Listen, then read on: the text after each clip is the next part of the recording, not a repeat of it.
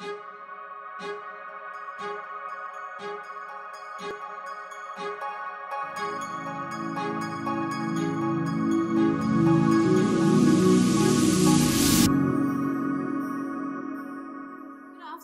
and welcome to Kitty Talks. We share inspirational life stories that empower you and encourage you to create yours. Today I have with me the standards guy, Derek Mills. Hi, Derek. Hi, Kitty. How are you? I'm very well, thank you. How are you? And Derek and I are very old friends, so we've known each other quite some time. For those of you who don't know, Derek is a Hayhouse author. He wrote The 10-Second Philosophy. He's also the standards guy, and he is in a new film, which is very exciting. We're going to get you to tell us more about it. Coming out in America in July, called Think, isn't it? Legacy, Think and Grow Rich. Yeah. Wow, fantastic. I look forward to hearing more about it. Derek, thank you so much for joining us. I'd love for you to tell our audience a little bit more about who you are and what you do in the world. Yeah, well, thanks, Kitty. Thanks for having me. Well, who I am. I'm discovering who I am all the time. Yeah, that's good. The person I thought I was even just 10, 12, 13 years ago, which if you'd asked me the question then, I'd have told you who I was. But actually, I was completely wrong. That wasn't me, because that person was the depressive, low self-esteem, didn't feel like he could be loved by his wife because of the low self-esteem, a failing business, struggling financially, and I'm really thinking, this can't be what life's really all about, can it? If this is it, maybe I'm out, and had that thought one day, and actually realised that wasn't me. I also realised that the person I am today, who works with leaders and with corporates and individuals around the world to help them to discover who they truly are and to get that greatness, that goodness and that love into the world, even in business, in fact, especially in business. And that's the kind of thing I'm doing right now. But of course, we recognise that isn't me either, because the real me I found is gently revealing itself to me throughout the whole of my life. Like a dimmer switch where, first it's kind of murky and grey when it's turned down one way. And as time goes by, if you accept what's coming through you and from you, then you're you're moving the dial and it's getting brighter and brighter and brighter. And I feel that's how my life is evolving. I'm learning more of myself. And that first realisation is realising what more is inside. So actually I'm learning more about me as we go along. And I recognise that in 10 years' time, God willing, I'll know even more about what's inside than I do today. Does that kind of make sense? Yeah, that makes total sense. And so for people out there listening, how is it that you are tuning into what you are supposed to do? How are you doing that? Well, what do I do? It actually comes after years of pain of not tuning in and living a life of not being me and non-self, and realise that only brought me pain and pain to those around me as well. So what I do is, one of the key aspects of my approach in terms of my businesses and my personal life is just staying as connected as I can to my truth, by having regular periods of introspection, whether you call them meditations or just inner moments or just reflection, to ponder, to consider, and to really go inside to recognise that my truth is inside of me. And all it wants to do is come outside of me. So I have to pay attention and help it to come out and put that into the world. So it's reflective. It's very much inward bound in terms of finding the realizations. And then this great thing that I realised I was doing, which I didn't intend to do, was actually, once I discovered the realizations, is then put into practice that which I've discovered. So it's kind of I talk about a concept called realise squared, which is the first realization is realizing who you are, and that's a life journey. The second realization is that which we discover to make it real. The second realization is to make it real, to realize it. So when we combine the realizations we learn about ourselves with the actions and the practices daily of making that real, which we discover, that's where the real joy, that's where the real success, that's where the real happiness has come for me. Beautiful. And for those of you who out there listening who don't know Derek's story, Derek has got a really interesting story from a transformational perspective. Could you tell us a little bit more, Derek, about what happened in your childhood? Because I think that's really quite a poignant moment in your life. In terms of some of the things I do now, Kitty, I speak internationally. I speak on small stages, medium-sized stages, and some stages with 2,000, 7,000 people on some of the biggest gigs. And all over the world on 4 continents so far. And that's interesting because when I was 13, I was a stutterer. And I became a stutterer after the death of my mother. And it was because we were really close to my mother, and it's actually her death that effectively threw me into an emotional shock. And I found that after learning of her death, I couldn't speak. And it was literally the same day, wasn't it, that it happened? It was, yeah, because I got home from school one day and just ran into the house as I normally do, that little 13-year-old lad that I was, and ran into the house, and I noticed that the house was full of family and friends and some neighbours, and I was really just trying to figure out what was going on and why they're all here, because no one was actually speaking to me.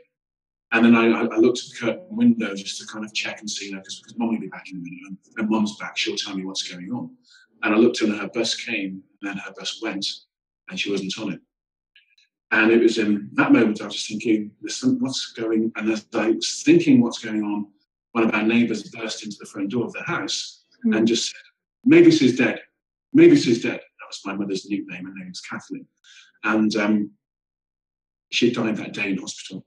I went in for a routine operation and died that day with a massive pulmonary embolism, leaving behind her husband, my dad, at 38, and 7 kids. 7 kids? 7 kids. So the issue was then, you know what, is the funny thing about what we do inside of ourselves is I did not believe that to be true. I thought, she's not dead. There's no way Mom's dead. So I remember that night, I went to bed when the house was full of people. I went to bed and I just grabbed hold of the bed and I was holding onto the bed, just kind of crying myself to sleep, just trying to get to sleep. Because I absolutely knew that this was a dream. And if I just got to sleep, that when I woke up, it would all be a dream. But the problem was when I woke up, it wasn't a dream. And of course, she'd gone. And of course, when I had people then speaking to me, I found that I was really couldn't get my words out. And so I was quiet for a couple of weeks. I went back to school and spoke with a stutter and did stutter. Wow. So I was about 30 years old. 30? And how did you stop stuttering? Well, I went to speaking classes because when I was about 25, someone wrote me a letter, a young lady who I wish I could thank today, because sometimes people do you an injustice deliberately because they want to hurt you. Actually, that can turn into a great thing, because I had a letter from someone who was 25 years old at the company I used to work at, who didn't get a job with the company, but she heard me speaking, stuttering and blabbering and all the rest of it. And she wrote me a letter and said, "Mr. Mills, I did get a job at the company, and I've got this qualification, I've got this experience, and I've done that. And I can't see how I couldn't work at the company when someone like you," and I'm going to quote here, "who can't even speak properly and who babbled incoherently, how you can work at the company and I can't." And this give the facts now. I tell that story now as a way of saying, no matter how stuck you are, you can get out of that stuckness. At the time, I was humiliated just reading the letter, and I didn't even read it a second time because I knew, or I thought, people could read my mind if I read it again. And that sounds a bit silly now, but that's how I was humiliated at the time. But she was actually right. I couldn't speak properly, so I made a decision in that moment to learn to speak properly for the second time. Hence the speaking classes for the next 5 years. Wow. And I didn't go to stuttering classes. I didn't want to be a stutterer. I went to speaking classes. Yeah. Learn to speak. So by 30, I was a stutterer. You wouldn't have called me a stutterer by 30. Fantastic. And do you find now, if there's periods of stress, that sometimes you can that stutter comes back, or does it ever? Because no, I don't think it's ever come back. Maybe it did in the early years, but it isn't really part of me. It's part of me because it's part of my journey. It's actually part of me. It was the thing I was doing. Yeah. So it's and I remember I could always sing songs. A lot of people who stutter can sing, can't they, without stuttering? So we know there's a process. But anyway, for me, it was more of an emotional thing, as well as learning steps to quiet my thoughts, slow them down, breathe. And so that was really good. And that was with a firm called Dale Carnegie. They did speaking courses. I did that. And so that was how I got out of the stuttering thing. And of course, I didn't become a speaker. I've worked in financial services since I was 21 years old. Yeah. So about 10 years now. Yeah, you can see. Yeah, 10 years. Yeah. About 10 years. Okay. It was way more than that, way. So anyway, working as a scientist since I was 21 years old, and really struggled for the first 17 years of that. And I'm not going to blame the stuttering because I wasn't stuttering by 30, but just couldn't make it work, couldn't get the clients, couldn't get the right quality of clients, low self-esteem, but working 6-7 days. You know, that scenario. I know many people go through this, but it was hell, real torture. And that's when I realised that my family couldn't really love me because who am I to be loved? And I've caused problems with my relationships because why would you love me? Because she's amazing and she's beautiful. Why would you love me again? So there's something wrong here. And I was working all those late nights until 10, 11 in the evening and really began to cause problems in my own family, not in my kids. And I got depressed. You won't be surprised to hear that. Yeah. Became depressed. But at 38, everything changed just in a moment. And what's relevant to this, Kitty, is that it only takes a moment to change everything. It doesn't matter that that's a cliche. It's absolutely true. And that moment to me, when I speak and coach now, is saying to people, pay attention. And really pay attention to the words, thoughts, questions, phrases, and ideas that are all around you. Because that's where the universe, God, is looking to guide you with those words, thoughts, questions, phrases, and ideas, to put you back on the path, to tell you that you're great, to tell you that you came into this world as a 10. Maybe playing as a 3, but you're a 10. You came here as a 10, so you're actually playing at a 3. What we need to do is get to realize that you came here as a 10, and as you move from that 3, and so I'm playing as a 10. So that happened to me with a simple question from, believe it or not, the office security guard. Oh, really? I just working late one night at around 9:45 in the evening, and he just kind of said to me, time to lock up. And I said, well, have a bit more time. Give me 10 more minutes. And he came back after 10 more minutes, and I was trying to work out who am I going to see tomorrow. I need cash flow. I need to get some money in from somewhere. And he asked me, he said, what time did you get in this morning? And that was really it. Because when he walked away, I realised I've been up since 6, on the road since 7, got the office at 8 o'clock. It's now 10 in the evening almost. I'll be home before 11. I'm doing this, not just for today, I've been doing this for weeks, months, and years. And this wasn't my life, and I wasn't being with the angels that God had sent me. I was in this 4 rooms, shuffling bits of paper, thinking, how do I get out of this? Yeah. And the worst part of that, Kitty, was I'd been doing the goal setting thing for 17 years.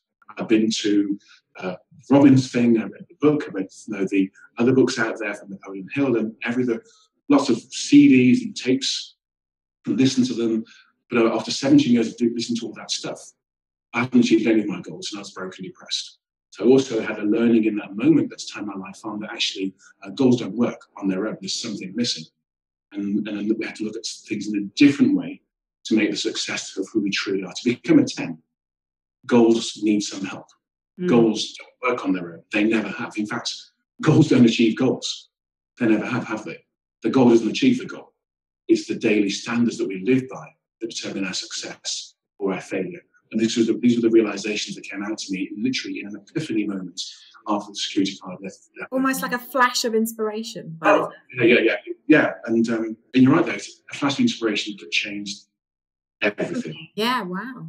And why do you think I truly believe, and Kitty Talks is demonstrating this, we're interviewing inspirational people around their life stories. I truly believe that we have to go through some of those experiences so it enables us to teach and help others. Why do you think you had to go through all of those years of working, hard by the sounds of things and not smart? And then, what is it about that experience that now enables you to help others? Yeah, and see, I haven't come to a conclusive decision on this about whether we have to have those challenges to become what we can be. And to put that into context, if you consider a child in a very light nylon tent in Europe having escaped from Syria with their family and they're 4 years old and hungry, they're challenges, and they may never get the opportunity to be all they can be because of what we know of. A lot of people don't make it through those challenges. My challenges in the scale of things in the world were light. Losing my mother when I was 13, having a stutter, being broken, almost bankrupt in my mid-20s, and taking till I was about 35, 36 years old. So 37 years old to get rid of my debts. I look at them now in a different way. What I realise actually is that, yes, part of it is the journey. Yeah. Because part of the journey says, you've gone through that. and give that meaning, as in actively realize, give it meaning. Because if you give it meaning, it changes what it does to you internally. And if you give it meaning, you can use that meaning to help other Harness it. who go through similar things, or who might go through completely different, but they understand where you've come from. So there's a part that says there's some meaning to this, and we have to look and search for it and get the meaning, rather than having the meaning that life would have ascribed to it previously. Shakespeare said that there's nothing good nor bad, but thinking makes it so. In other words, we can have things happen to us, and it's what we ascribe to that really determines whether it's good or bad. Yeah. And that's difficult to hear when you're in real trouble, but actually, to me, that's true. And I also feel that when most people go through their challenges, if that's true historically, that the problems we had in the past have shaped us today, help us to help ourselves and to help others, and to honour and serve others, it also gives me comfort to know, yes, I'll have problems in the future, but they too will come into a benefit. They too will come into a blessing. They too will form a grace and really good for me and for other people. So even future challenges, even present time challenges, are not challenges in the way they would have been many years ago. I'm thinking there's good in this, and there's a book in this to help someone, and there's a coaching session to help someone, or there's whatever it might be. Even though I'm going through this, there's real benefit in going through that. I don't want to go through the pain, but if I'm going through the pain, I reframe it to say there's greatness coming out of this. Yeah, much more empowering meaning for life, isn't it? When you reframe actually what's happening and look for that empowering meaning, I think those things appear, and they're not necessarily visible until we shift how we're looking at things. Yeah, it is absolutely true. So on Kitty Talks, we love to share inspirational life stories. So we love to talk to people who have had, who hopefully have taken their adversity and turned it into an asset. The idea is to inspire people to create their own lives. And I believe we all have a kind of passion and purpose on the planet. And actually those things should be the things that we really, truly enjoy. And it should be the things that we do naturally, that we're in flow. We were talking earlier about the fact that hopefully this is my passion and purpose. I love to, you've known me for a long time. I've interviewed you quite a few times. What advice would you have for somebody listening to this interview who is struggling maybe to find what they're supposed to do on the planet? I think what's interesting is that first is recognition that inside of you really do know. But one of the challenges, as you know me from the book, the 10-second philosophy book, is that it's a very practical philosophy. It's okay to have all the spiritual and the connection and the love and the joy, which who we really are as spiritual beings. But it just so happens that our spiritual beings are in physical worlds with rules and laws. And the key thing here is to begin to pull away from those rules and laws for keeping us in non-self. Because the non-self is where the world is you conspire to be what you think the world wants you to be. Right. But even when I meet people who are 30, 40 and 50, they're still living a life because they think, I need to do that, and because of society or the media or family or friends or whatever it might be, trends at the time. And actually, the first thing is to not just look at who we are on the inside, but to recognise what's keeping us from being in that place. And a lot of teachers talk about the stuff on the inside and being real and being authentic and being the true self spirit and letting who you are flow into your life without really paying attention to what's stopping that happening. I think the first port of call is to pay attention to what's stopping me and what's causing, who are the people around me? What am I reading? What am I doing? Where am I going? How am I speaking? What's happening? What am I paying attention to? Because when we then need to realise, no, hold on a second, I'm doing all of this. No wonder I'm not in true self.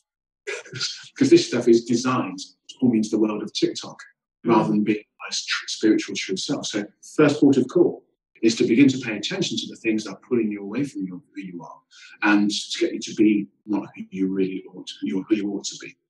That's really the first step. So it sounds a bit of a judgment, but it means looking at your environment, your relationships, toxic people around you, the media, what you're reading, the radio, the newspapers, and all the rest of it. Because, of course, if you know that you can't be all you can be until you're what you're meant to be. So if you are in a society where you're listening to the radio and it's giving you 99% negative news, and you're surrounded by people who are to a degree, lost, and they're negative, and they're telling you that, you know, you've got to just look good to fake it till you make it, and people around you, you're going to struggle. So the first thing is strip away the things that weigh you down, because a lot of people can run fast, but they don't because they're weighed down. And when we take away the weights, you know, that's the first thing to do, not to learn to run faster, but to take away the weights, because in taking away the weights, you do indeed run faster. So it's having a review of life and saying, now, where am I being pulled into non-self? And where am I going to be in my spiritual self? And design a life with more of the stuff that keeps you in your truth, and design a life that keeps you away from the non-self or the non-truth. And actually what you find then is that the true self takes over, because the true self needs releasing. So it's not about what we do, it's about how we can allow this truth to come out. So as we begin to let go of the things that keep us in non-self, the true self pops up and says, oh, okay, I'll talk to you now. And did you realize that you're on a scale of 1 to 10, that you're a 10? You live 10 as a 3. And here are some of the gifts that you've got to get you to realize that you'll be 10 in your life if you listen to me, if you be authentic. But what the true self does not do, doesn't give you the 10-day one. What it says is actually, you've broken our relationship for quite some time, and it's fractured. I'm going to give you some things to pay attention to, little hints, little intuitions, bits of guidance, some inner words, some thoughts, questions, phrases, and ideas. Let's see if you pay attention to that stuff, on the little stuff. Go left, go right, call that person now. Let's do this. Do something that logically sounds wrong, but emotionally and normally you go the logic, but it said go with this. And what the true self is doing, which is the essence of who we truly are, is the spirit that we came here as. It's that which we leave with once the physicality returns to dust. What the true self is saying is actually, you've got it all. That you already read it, you're a 10, but you need to re-engage me. So let's have a relationship together. And if I'm in a relationship with if I was courting for the very first time, I don't know about you kids, but when you're very first courting, you probably don't give the person you begin courting your house key, your car key. Second date. And your cash card. No, I mean, you don't give them all those things day one, do you? Here's what you do. You kind of say to them, no, okay, meet me at 8 o'clock, that place. And the first test of building that trust is that they turn up. Yes. That they're on time. Yes. Boxes, ticks as you go. So what you're really doing is you're building that trusting relationship. Now revert that back to the true self. It's going to throw little things too, little hints, little things, little intuitions, little guidance. Is to pay attention, but not just pay attention, to literally follow through on those tiny things. As you follow through on the tiny things, it gives you medium-sized things. As you follow through on the medium-sized things, it gives you the large things. It gives you the gifts that you came here with. It gives you the genius. It gives you the true ability that you have, which means now you're playing at a 10. And when you start playing at a 10, because it was always there, your life changes. It's about building that relationship. And recognize if you're always a 10, it's about letting it out, not learning more, but letting it out. And that's beautiful, Derek, because you hit on one of the themes that we talk about in Kitty Talks all the time. Because I believe when people tune into the way you describe it, your true self, so it's their intuition, the nudges, they start following their passion and purpose. And like you said, that's when other things open up. Like I remember an amazing story you told me about your background and history and how you got the film opportunity in America, and it was literally by listening to those nudges. Yes, indeed. Yeah, and I've been in a couple of films now, and the first one was Keeper of the Keys with Jack Canfield and Marcy Gray, and so Marty Steinhoff and John Gray, Dr. John Gray. John Gray, yeah. Men are from Mars, women are from Venus. It's very true. And that was really because, in a very short, crazy version of this, is I was doing my 5th talk in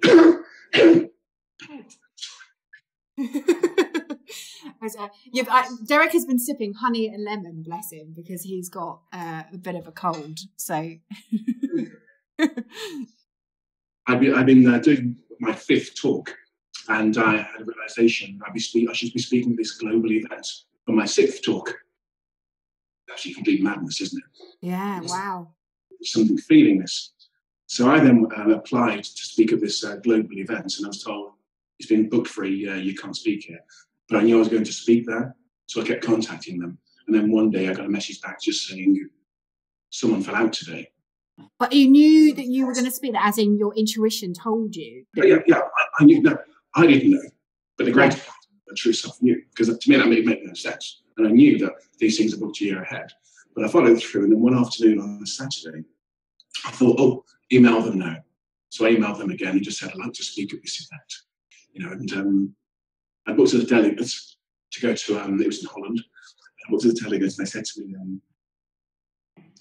I had an email back within minutes that said, what do you want to speak about? And I replied, I talk about daily standards and how daily standards are the key to success with goals, not the goals themselves, but the daily standards.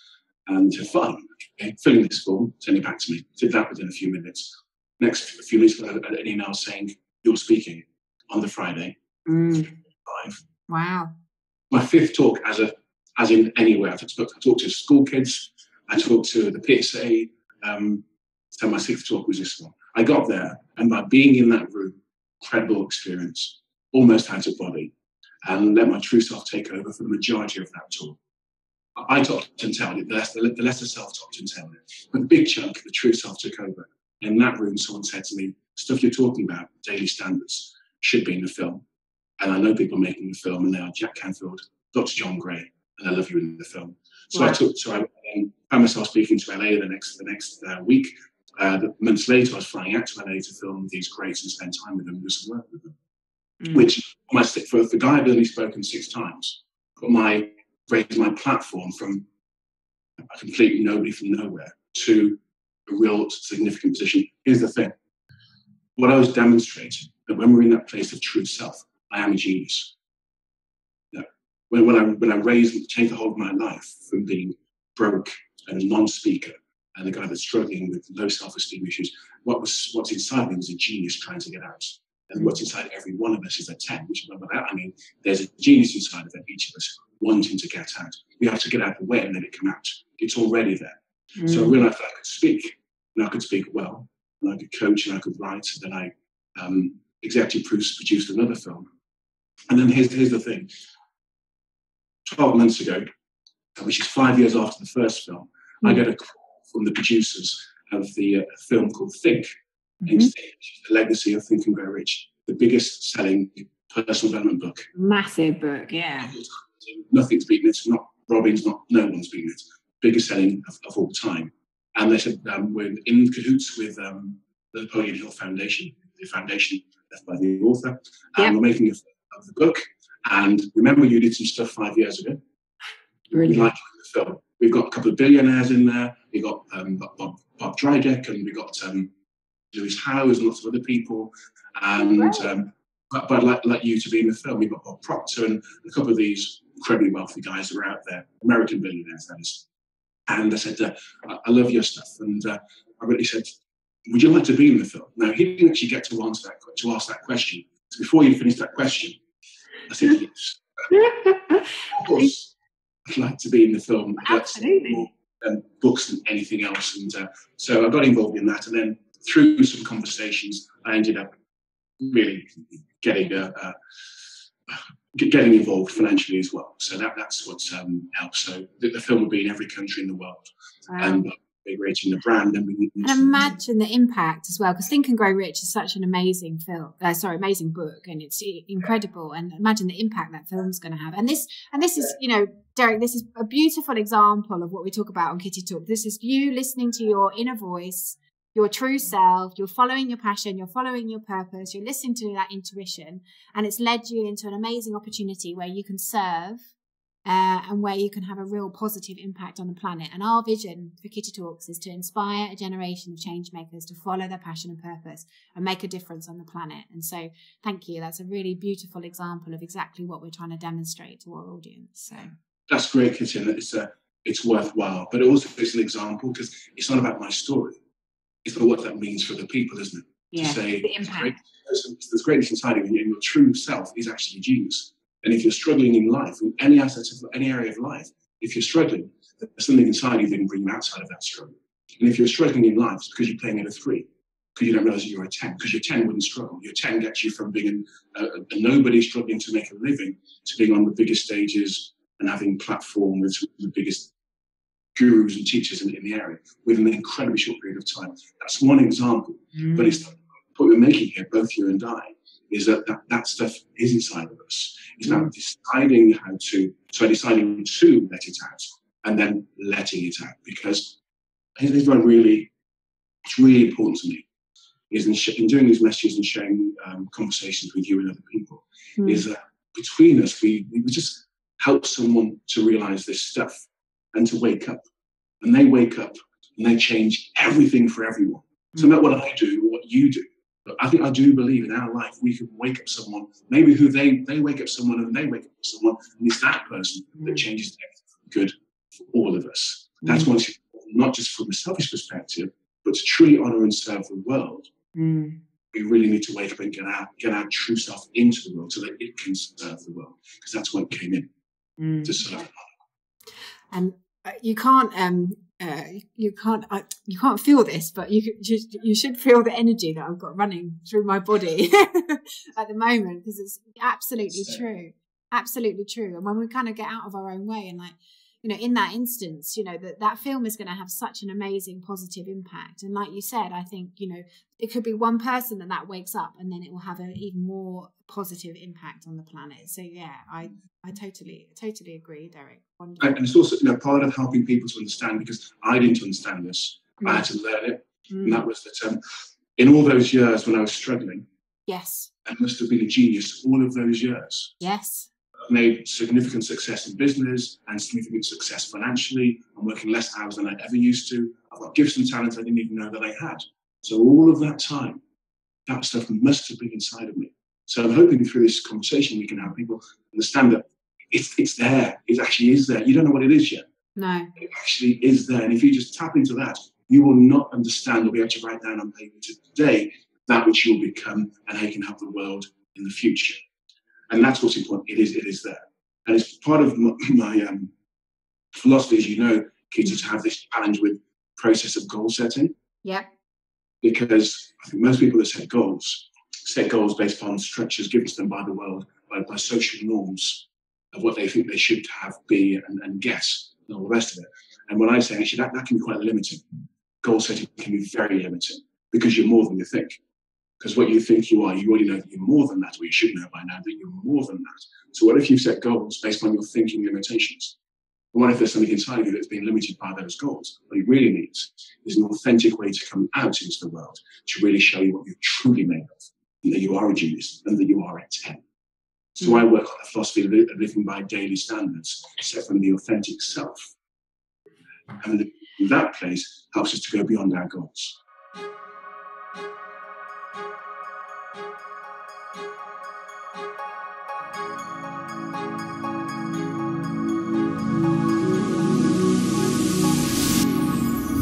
Thank you so much for listening to Kitty Talks. Be sure to head over to our kittytalks.com website, become a member of our exclusive club, and you'll get free interviews and access to our private Facebook group, exclusive webinars and secret success interviews. See you there.